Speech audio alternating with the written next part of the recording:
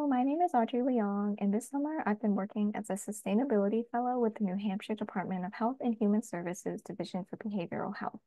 My main direction has been exploring the capabilities of GIS for assessing the behavioral health prevention landscape in New Hampshire.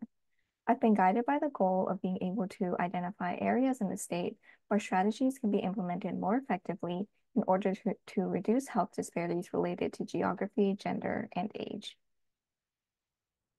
So I started by meeting with health and data professionals who work in other bureaus and divisions, both inside and outside of DHHS, to learn about New Hampshire's 13 regional public health networks and the current work being done to support those struggling with mental health, suicide, homelessness, and substance use. These conversations informed me of the relevant data sources that could be used to analyze behavioral health risks and outcomes, along with currently existing prevention services that are related to those four health topics. Everything was combined into a deliverable in the form of an interactive website called a story map. It will host all of my generated maps and an accompanying narrative to walk users through my journey and findings, similar to the structure of this presentation. I've essentially created 3 types of maps, and each one has its own purpose and piece of the story. The maps displayed on this slide are one example specifically related to the prevalence of mental health struggles in teenagers. The first map shows data taken from the 2023 Youth Risk Behavior Survey and shows the percentage of students who responded yes to the question, have you ever felt sad or hopeless for almost every day for 2 or more weeks in a row so that you stopped doing some usual activities during the past 12 months in each public health region? Data from the gray regions cannot be displayed due to a small number of respondents and privacy concerns, but in the green areas, the darker color that the region is, the more yes respondents that were recorded. This is interpreted as the regions of central New Hampshire, Winnipesaukee, and Stratford County carrying a greater risk. In the second map, it shows New Hampshire's 10 mental health regions and the locations of contracted community mental health center offices, which provide mental health services available to people across the lifespan.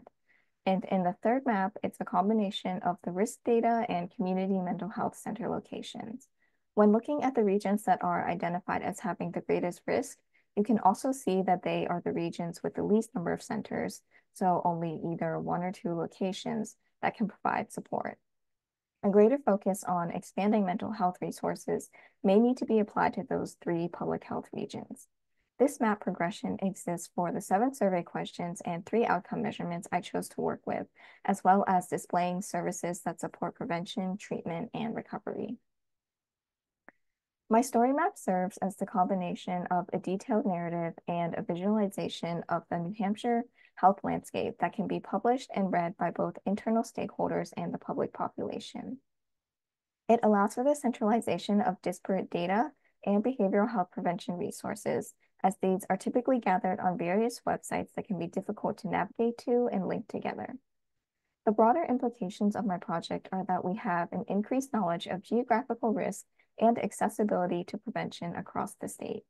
This product can ultimately be used to support the planning of more informed and equitable prevention programs that will reduce health disparities and increase accessibility to health services.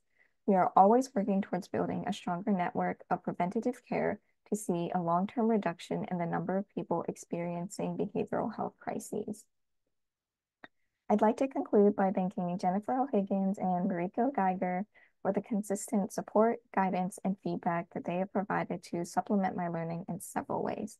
This has been a great experience to participate in fresh out of graduation with my undergraduate degree and is sure to guide any future opportunities that I pursue. Thank you.